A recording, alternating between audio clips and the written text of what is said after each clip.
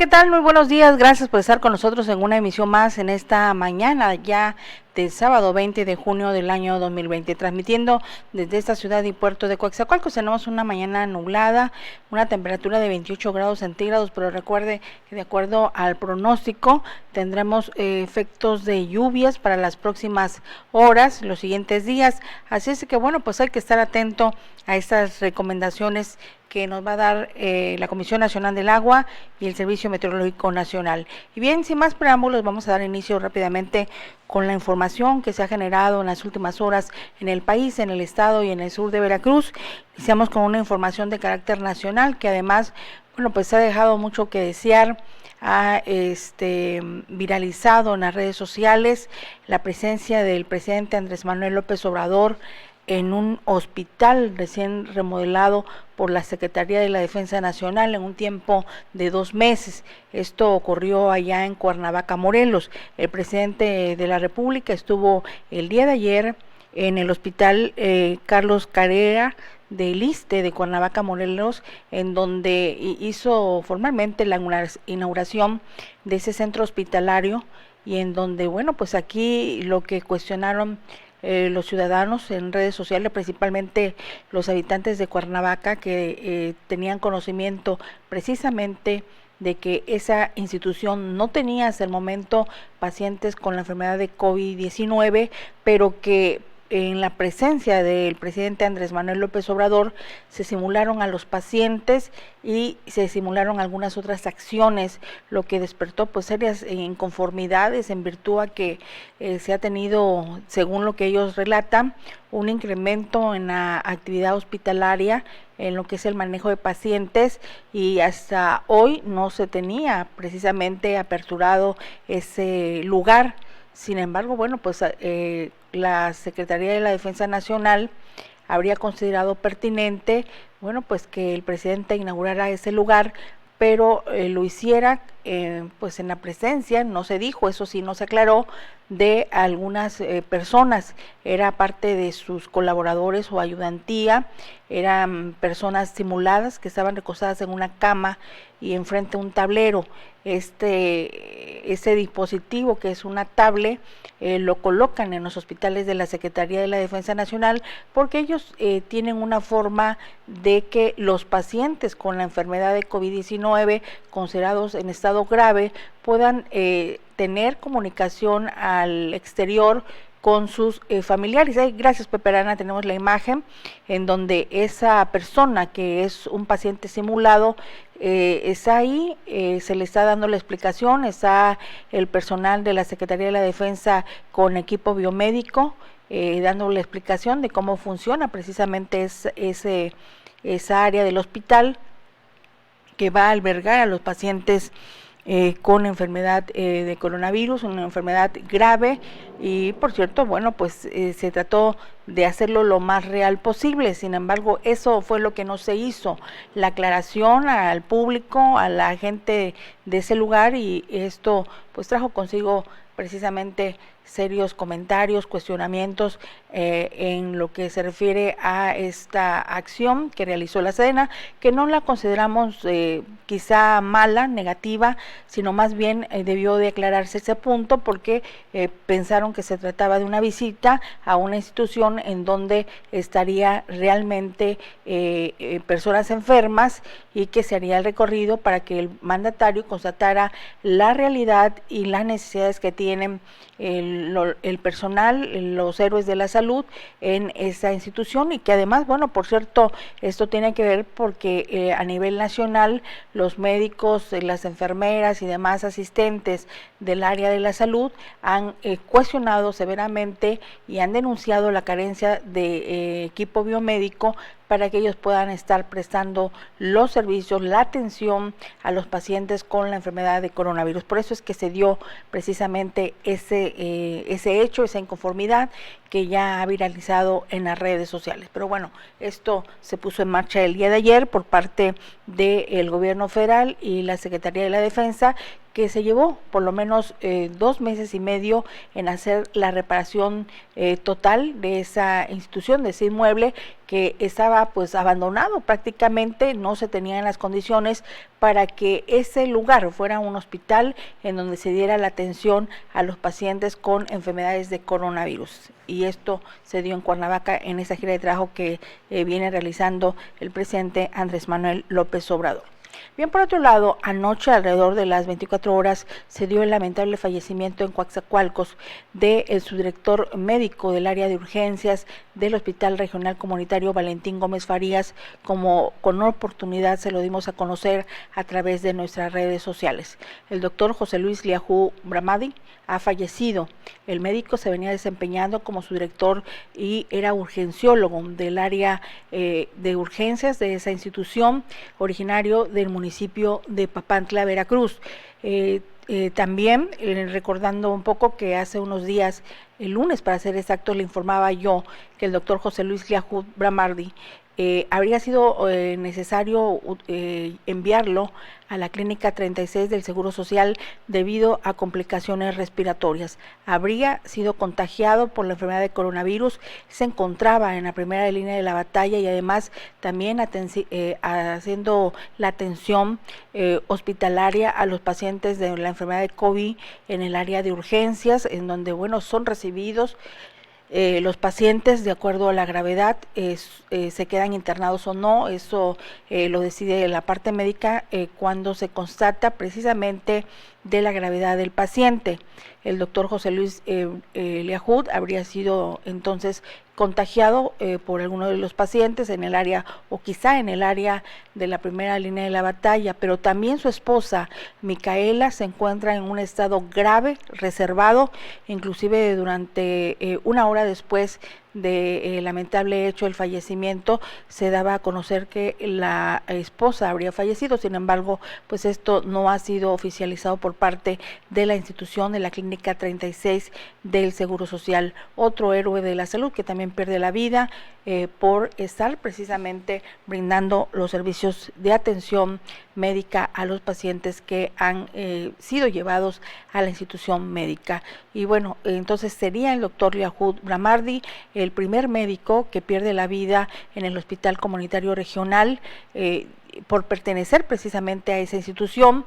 Él murió en la Clínica 36 del Seguro Social, sin embargo es el primer médico que estaba ahí laborando y que resulta contagiado. Algunos más, por lo menos 3 que resultaron contagiados, de los cuales le hemos dado cuenta. Los médicos se recuperaron, ellos fueron canalizados, fueron trasladados al puerto de Veracruz para que recibieran una atención oportuna y su estado ya ha sido considerado pues prácticamente superado de la gravedad, que habrían sido canalizados al puerto de Veracruz para que recibieran la atención a una alta especialidad. No ocurrió lo mismo con el doctor José Luis Liajú Bramardi, porque bueno, su estado de salud fue repentinamente grave y no era posible precisamente llevarlo hasta el puerto de Veracruz, por eso se canalizó al Hospital Regional Comunitario Valentín Gómez Farías. Descanse en paz y por supuesto estaremos informando de la evolución de salud de por lo menos otros 2 médicos de la institución del Hospital Comunitario Regional. Por cierto, también se nos comenta que un camillero y una enfermera de la clínica de Pemex de Coatzacoalcos han resultado positivos a la enfermedad de coronavirus y ellos se encuentran estables, están siendo en estos momentos monitoreados y se encuentran aislados. No se ha confirmado ningún otro caso, al menos de manera oficial.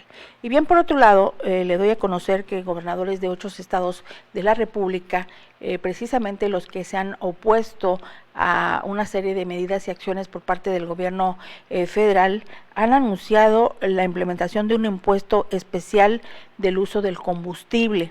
Esto a través de iniciativas que serán propuestas desde sus legislaturas, algunos de ellos que se están haciendo precisamente la promoción de esta iniciativa que tiene con el fin de lograr beneficios para sus habitantes en sus respectivos estados son el gobernador de Tamaulipas, Francisco García Cabeza de Vaca, y también el polémico gobernador Francisco Arana, gobernador de Jalisco, quien, bueno, pues ya habría tenido inicialmente controversias con el gobierno federal respecto a unas situaciones que se generaron que tienen que ver con el manejo de pacientes de COVID y otras acciones relativas a la administración de ese mandatario.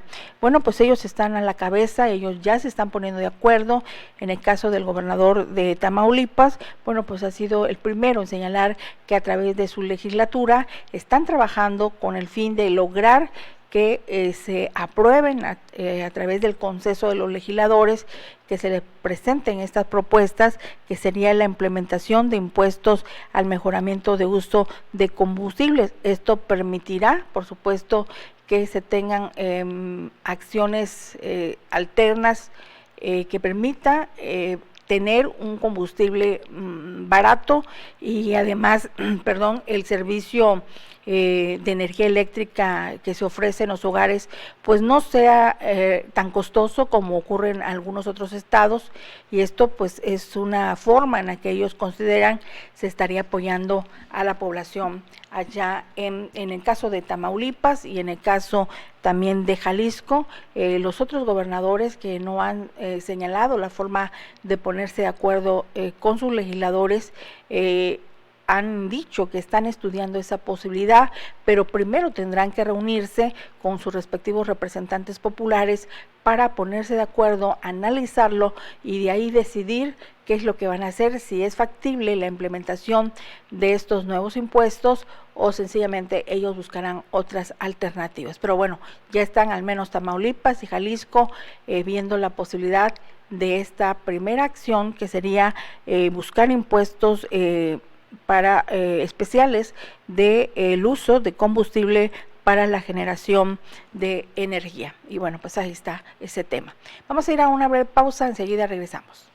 Hola, soy Eli. En esta ocasión te invito a conocer cómo llega la electricidad hasta nuestros hogares por medio de las redes de transmisión y distribución eléctrica en México. Todo inicia cuando una central genera electricidad. Esta se transporta inmediatamente para hacerla llegar al consumidor, pues la electricidad no puede almacenarse tan fácil como otros productos. Normalmente las centrales de generación están alejadas de los centros de consumo, en ocasiones hasta más de 3.000 kilómetros. Por ello, es necesario contar con redes confiables para su transporte, como la Red Nacional de Transmisión, utilizada para largas distancias, y las redes generales de distribución para distribuirla en localidades y ciudades, con lo cual se logra interconectar a las centrales de generación con los consumidores. De acuerdo con el artículo 27 de nuestra Constitución, estas actividades de transmisión y distribución son exclusivas de la nación.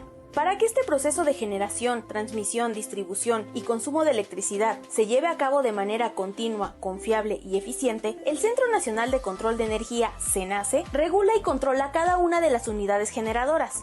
Esto permite que cuando llegues a tu casa y enciendas un foco o prendas la televisión, la energía eléctrica siempre esté disponible. El suministro eléctrico para satisfacer la demanda eléctrica en cada momento es una labor compleja que requiere de la operación permanente de la CFE en coordinación con el CENACE.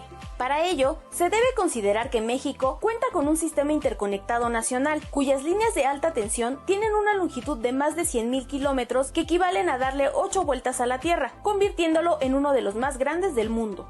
Es así como el papel de la CFE en la operación de las redes de transmisión y distribución de electricidad es fundamental para que todas y todos los mexicanos dispongamos de energía eléctrica en nuestros hogares, negocios y espacios públicos. Finalmente, es importante que sepas que toda esa gran red eléctrica es propiedad de la CFE y el acuerdo de confiabilidad emitido por la CENER es justo para garantizar la seguridad y eficiencia del sistema en beneficio de todo el pueblo de México.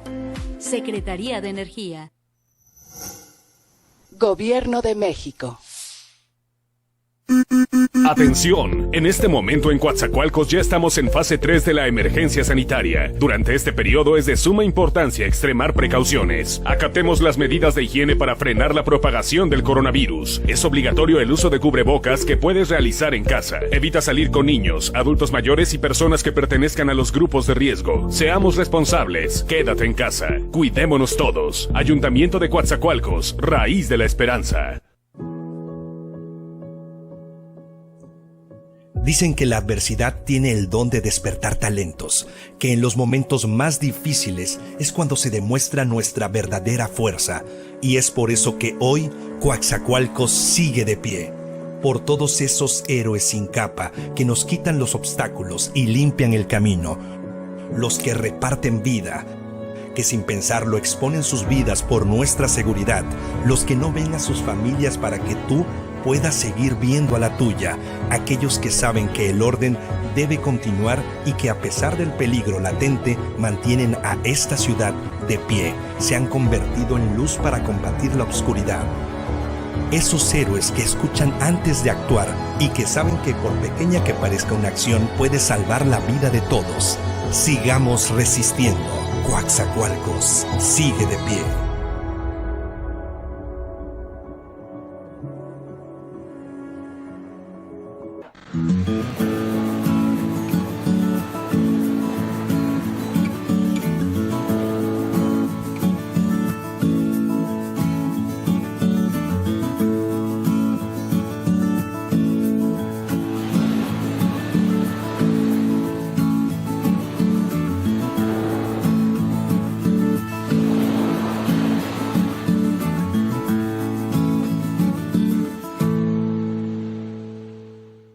México es un país con grandes fortalezas. Hoy atravesamos por un momento difícil y es tiempo de demostrar que unidos saldremos adelante. Este reto nos ocupa a todas y todos. Por ello, con la vocación de servir a la nación, en el sector energético trabajamos bajo las medidas emitidas por la Secretaría de Salud. México nos necesita. Seguimos transportando gas, llevando energía a todo el país y produciendo hidrocarburos para garantizar el bienestar de la población. El reto es muy grande y el sector energético mexicano está a la altura para afrontarlo. El abasto de energéticos está asegurado en todo el territorio nacional. Quédate en casa, que de la energía nosotros nos encargamos. Secretaría de Energía. Gobierno de México. En México y el mundo enfrentamos un reto sin precedente. El COVID-19 es muy contagioso y se extiende por todo el país. La única manera de contenerlo es que todos nos quedemos en casa. Si lo hacemos, todos nos protegeremos de la enfermedad. Debemos ser responsables. Salir solo si es estrictamente necesario, tomando las medidas de sana distancia. El virus no discrimina edad ni condición social. Seamos solidarios y juntos saldremos adelante. Quédate en casa. Gobierno de México.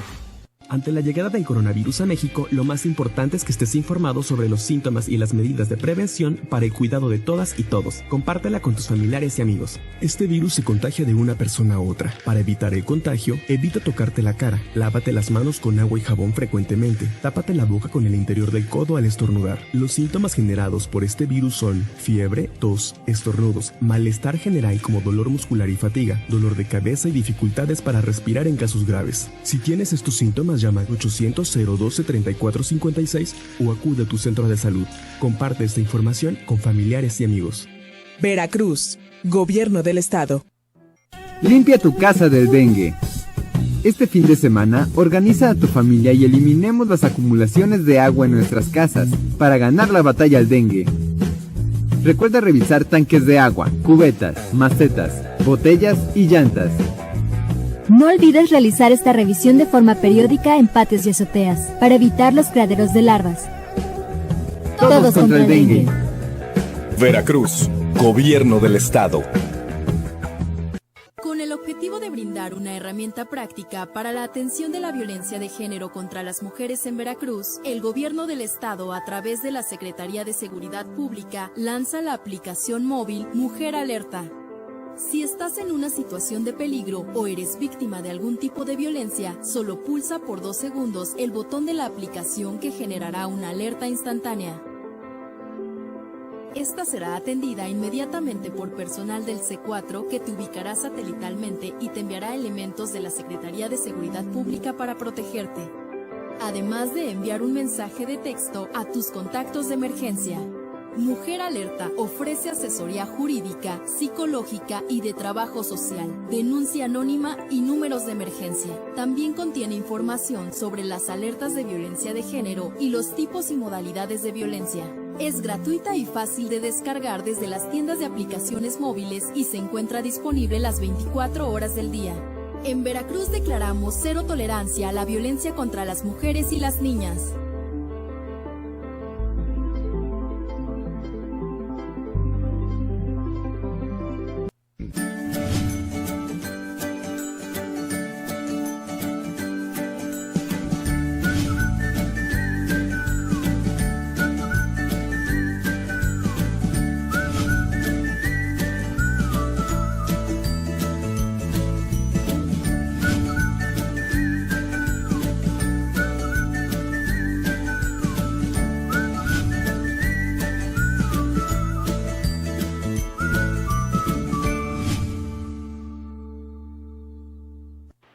Les recuerdo que al concluir este espacio de noticias estará con nosotros el mercador Román Cordero y de 10 a 11 en camino hacia Jaciel Celaya. Así es que no se pierda esta programación que le ofrecemos para todos ustedes bajo la dirección de producción de Pepe Arana. Y continuando con una información de carácter estatal, le comento que anoche en la conferencia acostumbrada de las 9:30 de la noche por parte de la Secretaría de Salud de Veracruz, se dio a conocer que el estado continúa aún en semáforo rojo.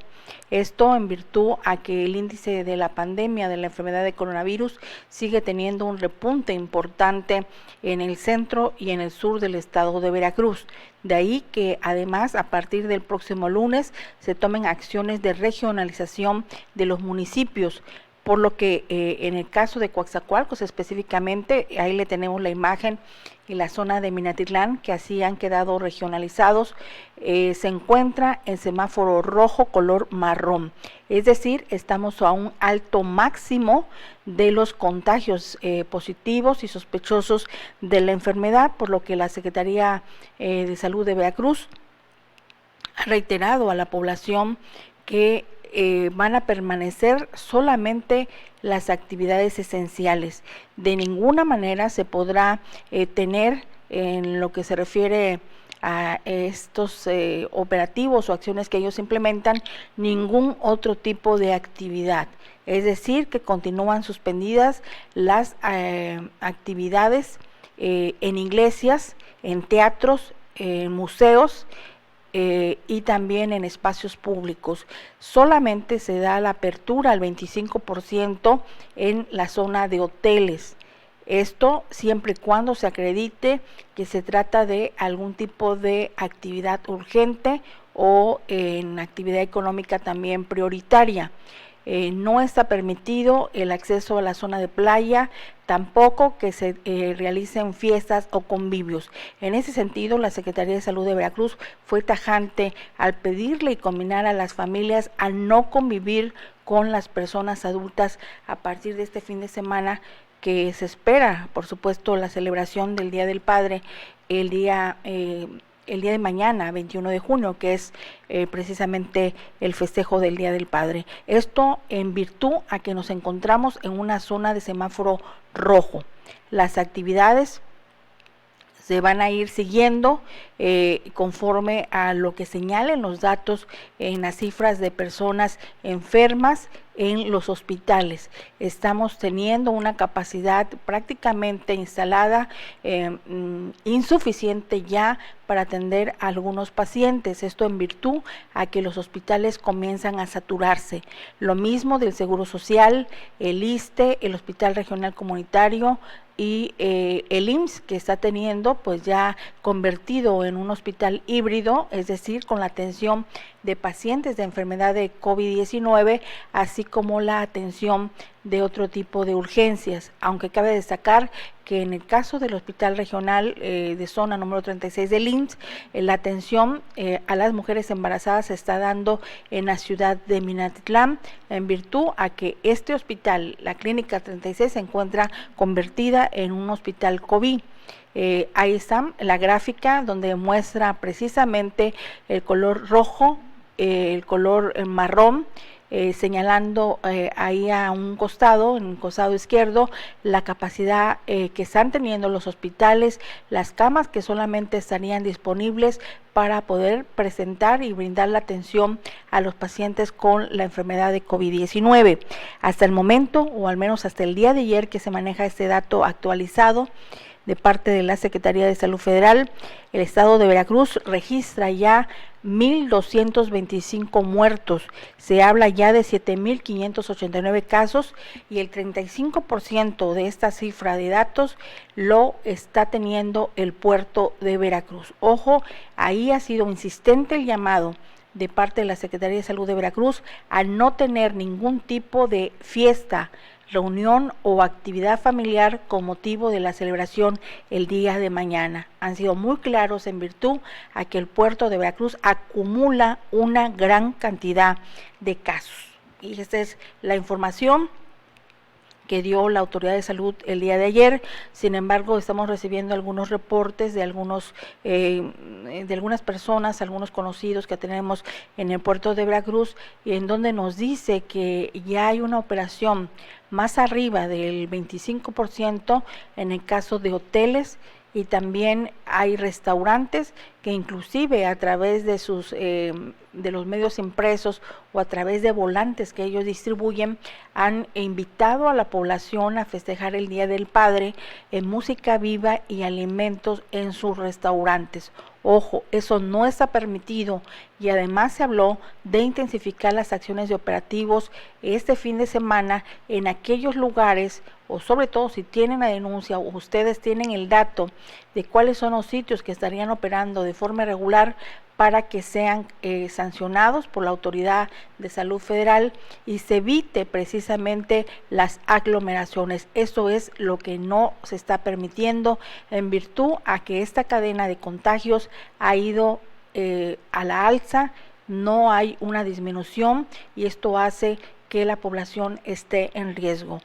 También se dijo que en asistencia a otro tipo de lugares con una capacidad del 50%, que son las tiendas o almacenes que brindan la atención o el servicio para la compra de productos de la canasta básica, esté operando a un 50% con el acceso solamente a una persona que se dedique a realizar las compras. Por cierto, esta mañana estará ya el operativo nuevamente durante el 20 y 21 de junio de cierre de acceso a la ciudad sobre la avenida Ignacio de la Llave a Malpica, de Bravo a Colegio Militar.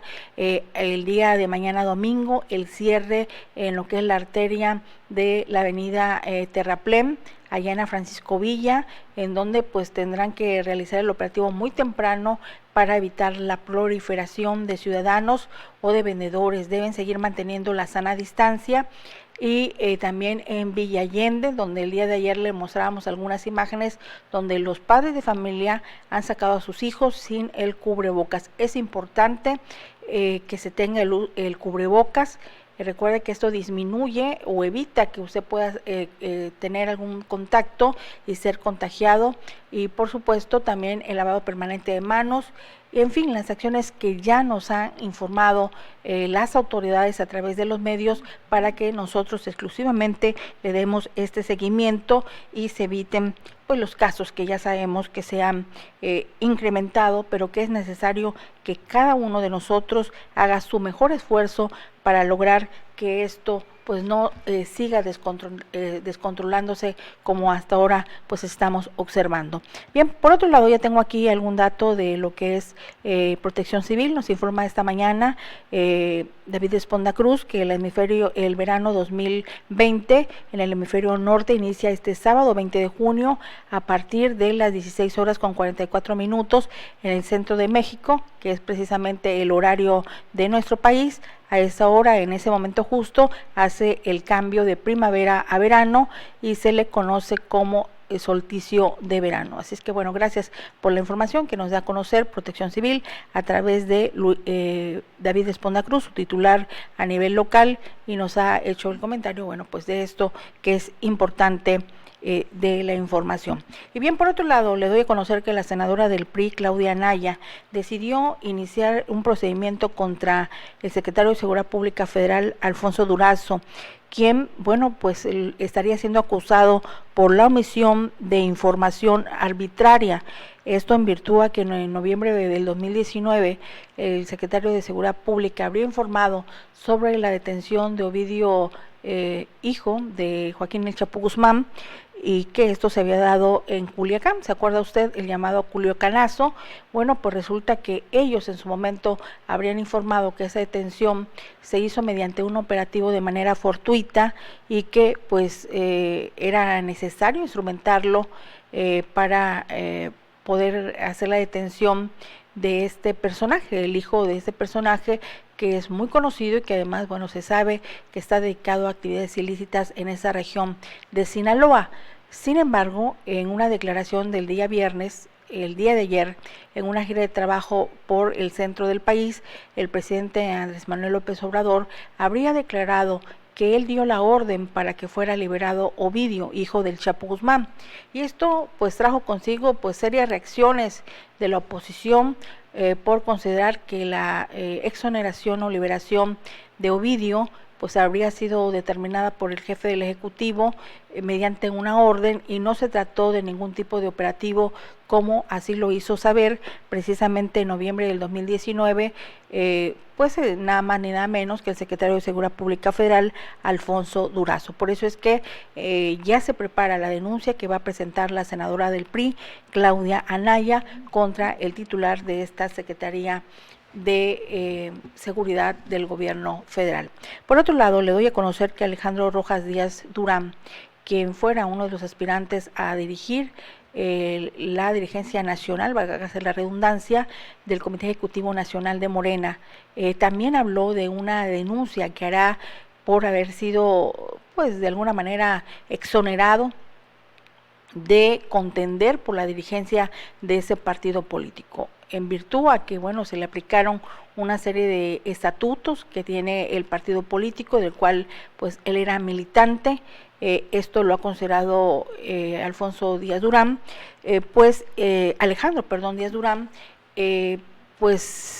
arbitrario. Es una decisión que él considera arbitraria, de tal manera que recurrirá a las instancias ya ajenas a un tribunal electoral y no a la Comisión de Garantías de su partido, en virtud que ellos ya habrían tomado la decisión de que lo dejaran fuera de esta contienda, y él considera que es una acción arbitraria y además lo deja imposibilitado para poder lograr, a través de sus acciones y con otros grupos de integrantes del partido, realmente lograr y conseguir una verdadera transformación de ese instituto político. Eso pues nos lo ha declarado en las últimas horas Alejandro Rojas Díaz Durán, y hay quienes están a favor precisamente de que él retorne a las filas del partido, y hay quienes consideran que está sirviendo a otros intereses ajenos a lo que señalan sus estatutos, el estatuto del Partido del Movimiento de Regeneración Nacional Morena. Sin embargo, bueno, pues él insiste, él habla de iniciar este proceso en virtud que la Comisión Nacional de Justicia y Puntos Constitucionales de lo que es su partido logró el desafuero, y además reiteró que no habrá marcha atrás a esta decisión, aunque él recurra a alguna otra instancia dentro del partido. Sin embargo, él ha considerado la opción más viable de recurrir a un tribunal electoral para que ellos, en base a las pruebas que él presente, dictaminen y él pueda lograr que se dé marcha atrás a la exoneración de que ya dio cuenta como parte de ese instituto político la Comisión Nacional de Garantías de su partido. Bueno, pues está muy difícil la situación, que se pueda dar marcha atrás. Presentaron ahí una serie de pruebas y alegatos ante esta comisión, y él estaría pues prácticamente fuera de la contienda. Y por otro lado, el caso de Yeko Poleski, en donde ha tenido pues serios señalamientos de irregularidades manejadas desde su encargo como presidenta nacional de Morena. Muchas situaciones que se convierten en difíciles, en polémicas. Estamos previo a un momento electoral en el 2021, que esto realmente pues pone a Morena en el ojo del huracán y a la posibilidad de que realmente se pueda reorganizar, puedan estar los mejores hombres y mujeres como debe ocurrir en el resto de los partidos políticos y no existan esta clase de situaciones que ya se vienen dando, lamentablemente. Vamos a ir a una breve pausa, enseguida regresamos. Hola, soy Eli. En esta ocasión te invito a conocer cómo llega la electricidad hasta nuestros hogares por medio de las redes de transmisión y distribución eléctrica en México. Todo inicia cuando una central genera electricidad. Esta se transporta inmediatamente para hacerla llegar al consumidor, pues la electricidad no puede almacenarse tan fácil como otros productos. Normalmente las centrales de generación están alejadas de los centros de consumo, en ocasiones hasta más de 3.000 kilómetros. Por ello, es necesario contar con redes confiables para su transporte, como la Red Nacional de Transmisión, utilizada para largas distancias, y las redes generales de distribución para distribuirla en localidades y ciudades, con lo cual se logra interconectar a las centrales de generación con los consumidores. De acuerdo con el artículo 27 de nuestra Constitución, estas actividades de transmisión y distribución son exclusivas de la nación. Para que este proceso de generación, transmisión, distribución y consumo de electricidad se lleve a cabo de manera continua, confiable y eficiente, el Centro Nacional de Control de Energía, CENACE, regula y controla cada una de las unidades generadoras. Esto permite que cuando llegues a tu casa y enciendas un foco o prendas la televisión, la energía eléctrica siempre esté disponible. El suministro eléctrico para satisfacer la demanda eléctrica en cada momento es una labor compleja que requiere de la operación permanente de la CFE en coordinación con el CENACE. Para ello, se debe considerar que México cuenta con un sistema interconectado nacional, cuyas líneas de alta tensión tienen una longitud de más de 100.000 kilómetros que equivalen a darle 8 vueltas a la Tierra, convirtiéndolo en uno de los más grandes del mundo. Es así como el papel de la CFE en la operación de las redes de transmisión y distribución de electricidad es fundamental para que todas y todos los mexicanos dispongamos de energía eléctrica en nuestros hogares, negocios y espacios públicos. Finalmente, es importante que sepas que toda esa gran red eléctrica es propiedad de la CFE y el acuerdo de confiabilidad emitido por la CENER es justo para garantizar la seguridad y eficiencia del sistema en beneficio de todo el pueblo de México. Secretaría de Energía. Gobierno de México.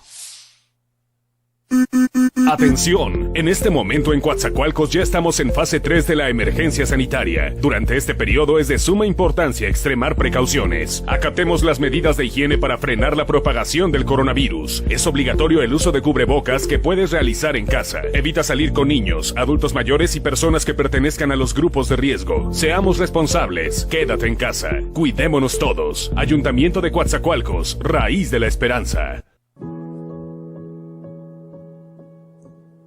Dicen que la adversidad tiene el don de despertar talentos, que en los momentos más difíciles es cuando se demuestra nuestra verdadera fuerza, y es por eso que hoy Coatzacoalcos sigue de pie, por todos esos héroes sin capa que nos quitan los obstáculos y limpian el camino, los que reparten vida, que sin pensarlo exponen sus vidas por nuestra seguridad, los que no ven a sus familias para que tú puedas seguir viendo a la tuya, aquellos que saben que el orden debe continuar y que a pesar del peligro latente mantienen a esta ciudad de pie, se han convertido en luz para combatir la oscuridad.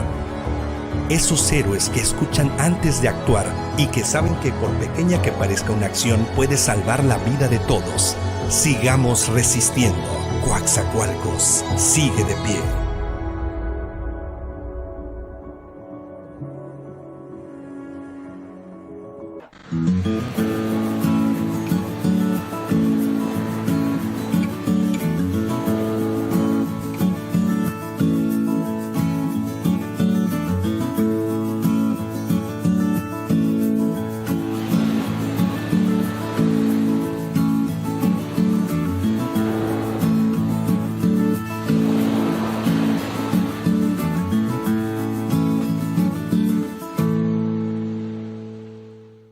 México es un país con grandes fortalezas. Hoy atravesamos por un momento difícil y es tiempo de demostrar que unidos saldremos adelante. Este reto nos ocupa a todas y todos. Por ello, con la vocación de servir a la nación, en el sector energético trabajamos bajo las medidas emitidas por la Secretaría de Salud. México nos necesita. Seguimos transportando gas, llevando energía a todo el país y produciendo hidrocarburos para garantizar el bienestar de la población. El reto es muy grande y el sector energético mexicano está a la altura para afrontarlo. El abasto de energéticos está asegurado en todo el territorio nacional. Quédate en casa, que de la energía nosotros nos encargamos. Secretaría de Energía. Gobierno de México. En México y el mundo enfrentamos un reto sin precedente. El COVID-19 es muy contagioso y se extiende por todo el país. La única manera de contenerlo es que todos nos quedemos en casa. Si lo hacemos, todos nos protegeremos de la enfermedad. Debemos ser responsables. Salir solo si es estrictamente necesario, tomando las medidas de sana distancia. El virus no discrimina edad ni condición social. Seamos solidarios y juntos saldremos adelante. Quédate en casa. Gobierno de México.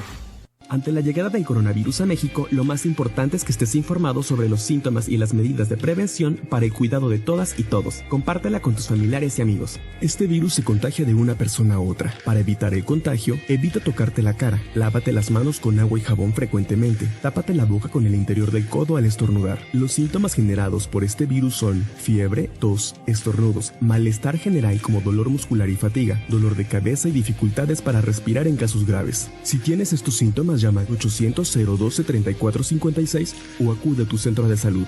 Comparte esta información con familiares y amigos. Veracruz, Gobierno del Estado. Limpia tu casa del dengue. Este fin de semana, organiza a tu familia y eliminemos las acumulaciones de agua en nuestras casas para ganar la batalla al dengue. Recuerda revisar tanques de agua, cubetas, macetas, botellas y llantas. No olvides realizar esta revisión de forma periódica en patios y azoteas, para evitar los criaderos de larvas. Todos contra el dengue. Veracruz, Gobierno del Estado. Con el objetivo de brindar una herramienta práctica para la atención de la violencia de género contra las mujeres en Veracruz, el Gobierno del Estado, a través de la Secretaría de Seguridad Pública, lanza la aplicación móvil Mujer Alerta. Si estás en una situación de peligro o eres víctima de algún tipo de violencia, solo pulsa por 2 segundos el botón de la aplicación que generará una alerta instantánea.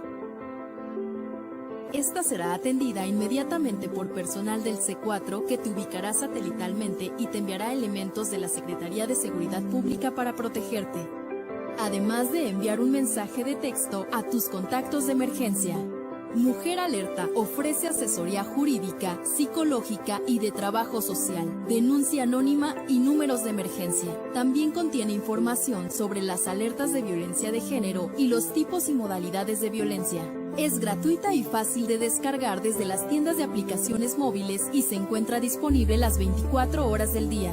En Veracruz declaramos cero tolerancia a la violencia contra las mujeres y las niñas.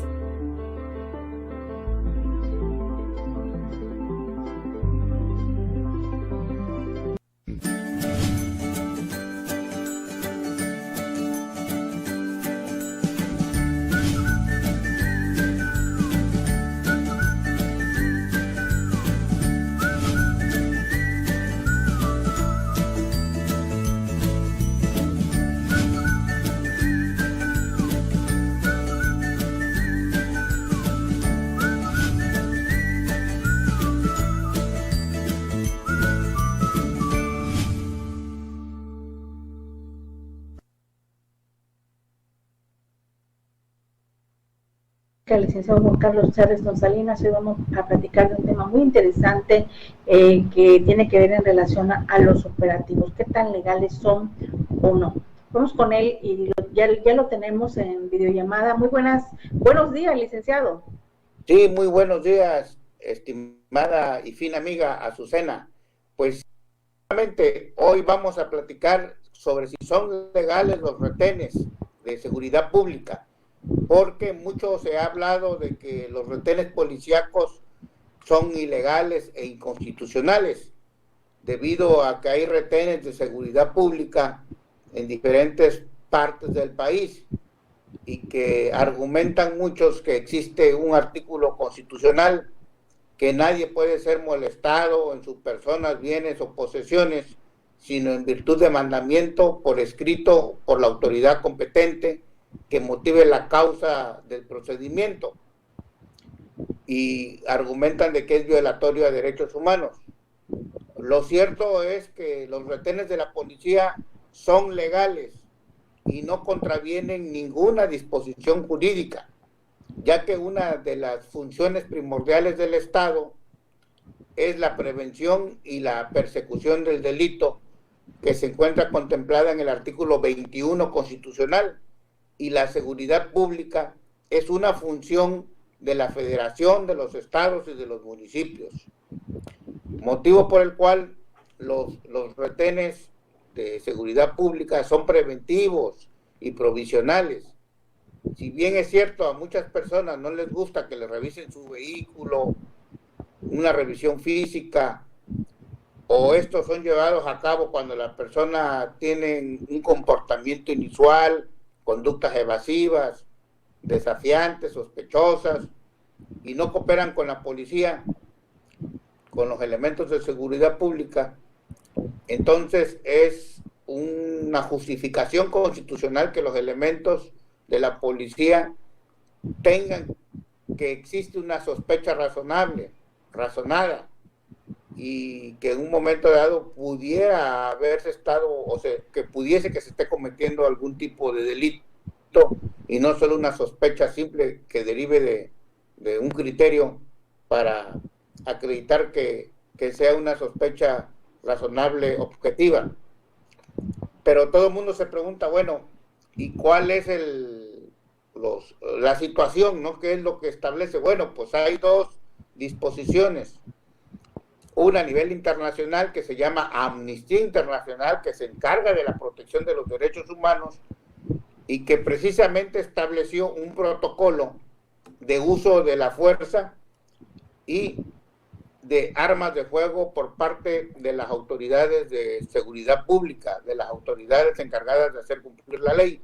Y también existe un criterio de la Corte que establece que debe de haber 3 momentos para que el policía pueda ejercer en un tipo de nivel de contacto de detención del policía. Y el primero sería una simple inmediación, o sea, la presencia del agente de la policía y el individuo para efectos de investigación, de identificación o prevención.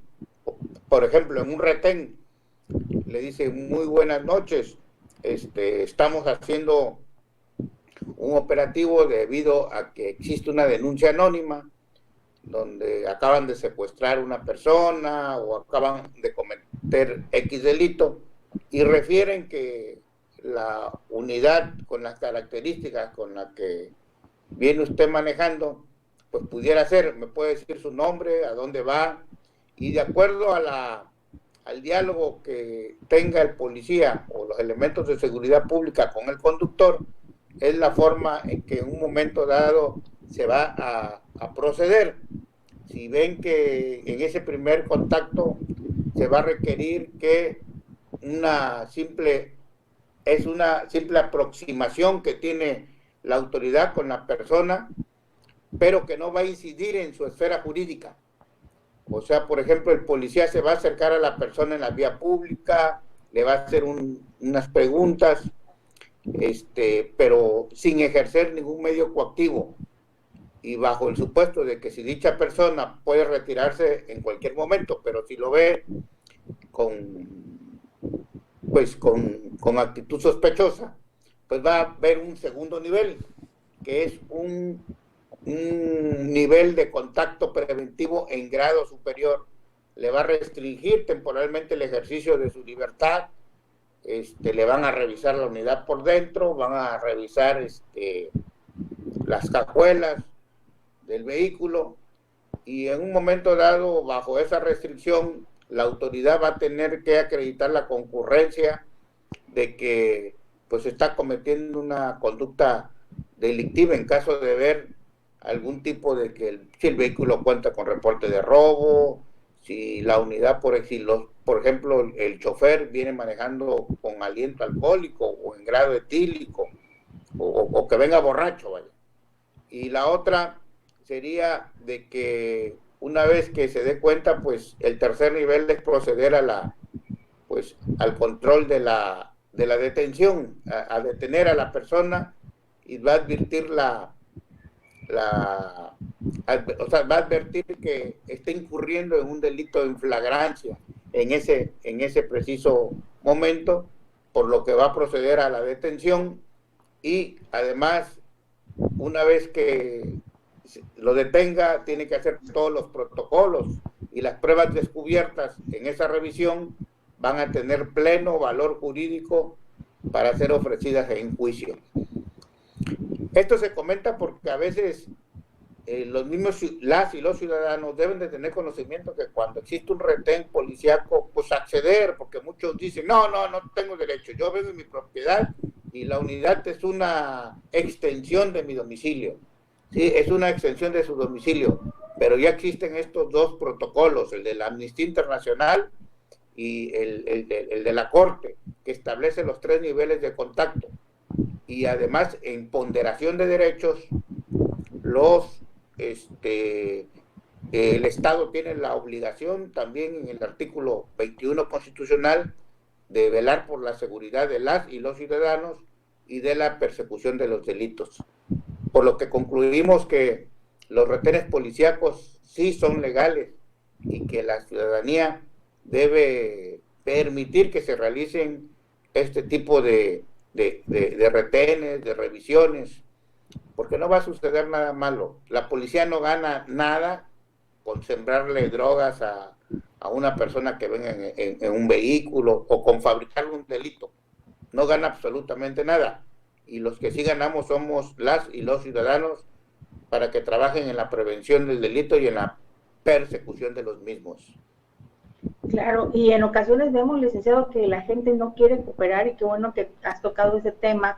Entonces estaríamos resumiendo que los retenes, que estos operativos, que estas acciones, pues son legales, y los ciudadanos y las ciudadanas deben cooperar, los que transitan en carretera, para que de esa manera también se dé el hecho de que no se cometan ilícitos. ¿Cuántos hechos nos vemos en carretera, asaltos a camiones de carga, en fin, y también automovilistas que se dan, porque ya casi es nulo los operativos, o al menos yo casi no los observo, o no sé que se instalen? Sí, aquí en Coatzacoalcos, antier, yo vi que por el área de Gaviotas se instaló un operativo de tránsito, de seguridad pública y policía, y son buenos esos operativos. Obviamente hay personas que no les gusta porque pues a lo mejor traen un vehículo, no sé, robado, y en un momento dado al revisar la plataforma de México se dan cuenta y pues ya están incurriendo en un delito. O hay personas que también pues en tiempos de pandemia manejan, o no solo en tiempos de pandemia, sino cuando no es pandemia, manejan en estado de ebriedad, y eso es pues también es un delito que está señalado en el Código Penal, y ellos se molestan por las multas, les hacen el examen médico, y en un momento dado, si aparece con estado etílico, pues van a tener que retirarle la unidad y mandarla al corralón. Ese es el problema, pero en sí, también muchos casos que se dan es que al revisar la unidad se dan cuenta que trae armas, ¿sí? Por cualquier situación, a lo mejor el ciudadano necesita tener una arma para su protección, pero pues esa arma, para poderla traer, necesita un permiso especial que debe de realizar ante la Secretaría de la Defensa. Pero una cosa es tener el permiso de la aportación del arma del fuego, y otra cosa es tener el permiso para poder circular el arma de fuego. Son dos cosas muy distintas, que eso sería en otro tema. Pues sí, pero interesante, ¿no? Sí, los retenes policíacos sí son legales. Bueno, pues interesante tema, así es que ahora los ciudadanos deben y debemos cooperar para que, además esto también inhibe los delitos, como bien lo decías hace un momento, licenciado, y a veces nos quejamos como ciudadanos que no se realizan operativos, que no hay resultados en materia de seguridad, pero sí somos los primeros en inconformarnos cuando hay este tipo de operativos, o sea que yo creo que se debe dar cumplimiento precisamente al mismo, y esto es lo que como ciudadanos pues debemos hacer y cooperar para que esto pues no siga ocurriendo. ¿Algo más, licenciado? Sí, aprovecho la ocasión para invitar a las y los ciudadanos y a todos tus cibernautas que te siguen a quedarnos en casa. Tenemos que aplanar la curva del contagio, que todavía no salimos de esto, y salir para lo más estrictamente necesario, cuidarnos, y así podamos contribuir a una sociedad más humanista, y que esta información llegue verdaderamente a las y los ciudadanos para que tengan conocimiento de los retenes policíacos y de sus derechos, y no incurran ellos en delito al no dejarse revisar o en algún problema con la policía. Así es, pues te agradezco mucho, licenciado, este interesante tema que hemos tocado, y además ustedes lo puedan ver a través de su columna que publicamos nosotros a través de nuestro Facebook y a través de nuestro portal www.imagenpolitica.com. Muy buenos días, licenciado, que sé que dentro de un momento ya usted entrará a clases ahí con sus alumnos a través de las redes sociales, a través del internet. Gracias y muy buenos días. Saludos, saludos. Adiós. Gracias, muy buenos días. Bien, pues agradezco al licenciado Juan Carlos Charleton Salinas esta intervención. Ya resumimos que los operativos que se realizan por parte de la autoridad policíaca y en donde intervienen algunas otras corporaciones son legales, así es de que no los evite usted. Esto es parte de que también nosotros tenemos que contribuir a que tengamos éxito en materia de seguridad. Exigimos a la autoridad que no da resultados en materia de salud, de seguridad. También es importante que nosotros cooperemos, no solamente exigir, sino cumplir y coadyuvar en que este tipo de operativos se realicen. Es por nuestro bien. Y bien, yo agradezco que me haya acompañado a lo largo de esta mañana. No ha sido todo, pero sí lo más importante que le hemos dado a conocer en esta emisión de noticias. Y reiterarle el llamado a la Secretaría de Salud de Veracruz. Estamos en semáforo rojo, en color marrón, en el caso de Coatzacoalcos. No hay actividades fuera de las esenciales que se realicen, solamente las actividades esenciales. No conviva este fin de semana con sus padres, cuídelos. Ya vemos que la mayor clase o números de contagios se dan precisamente por la convivencia familiar. No es el momento de hacerlo. Gracias, muy buen día, cuídese mucho, nos vemos el próximo lunes en punto de las 7 de la noche. Hasta luego.